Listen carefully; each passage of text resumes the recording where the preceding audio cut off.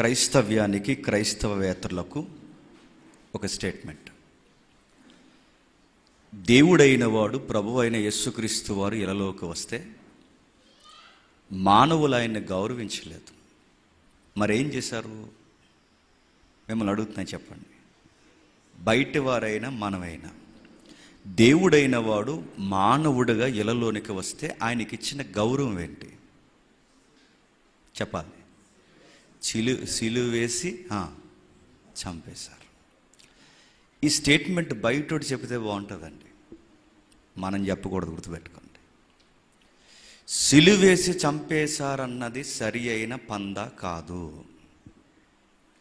దేవుణ్ణి మానవుడు చంపడం ఏంటి? దేవుణ్ణి మరణం చంపడం ఏంటి? దేవుణ్ణి మానవుడు చంపగలడా? అసాధ్యం. అది బయటోళ్ళకి అర్థం కాక వాళ్ళు ఏమన్నారంటే దేవుణ్ణి మానవులు చంపేశారన్నారు. నో, బైబిల్ అలా చెప్పట్లేదు, బైబిల్ అలా లేదు. బైబిల్ ఏమనుందంటే తనను తాను క్లైమ్ చేసుకుంటే ఇలా అన్నాడు, నా అంతట నేను ప్రాణం పెడితే తప్ప ఎవడు నా ప్రాణం తీయలేడు అన్నాడు. మరి ఆ మాటలకు అర్థం ఏంటి? సుమారు చాలా కోణాలు ఉన్నాయి దర్యాప్తులో, అవన్నీ వద్దు. ఒక 5 విషయాలు మనం నేర్చుకుని త్వరగా ఈ సమయాన్ని అన్నవారి చేతుల్లో పెడతాను. ఒకసారి చూద్దాం. యోహాను సువార్త, త్వరగా యోహాను సువార్త 18వ అధ్యాయం. యోహాను సువార్త 18వ అధ్యాయం మొదటి 6 వచనాలు చదువుదాం ఒకసారి. యోహాను సువార్త 18వ అధ్యాయం మొదటి 6 వచనాలు. యేసు ఈ మాటలు చెప్పి తన శిష్యులతో కూడా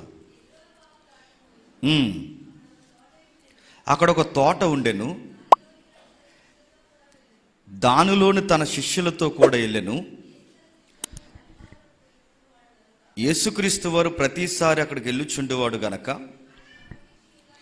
ఆయన అప్పగించిన యోధాకును ఆ స్థలము తెలిసి ఉండెను.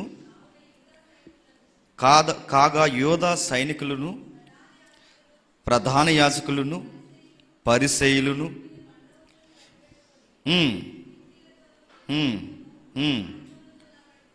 సందర్భం అంతా మనకు తెలుసు. గెత్సేమనే వనములో జరుగుతున్న సందర్భం ఇది.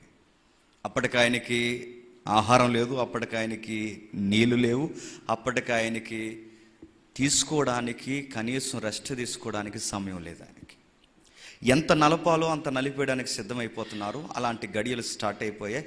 అప్పటికే వాళ్ళు వచ్చే సమయానికి చెమట రంధ్రాల్లో నుంచి రక్తము ఏర్లై పారుతుంది. ఇలాంటి గడియల్లో 2 టీములు ఆయన అరెస్ట్ చేయడానికి వచ్చాయట. ఒకటి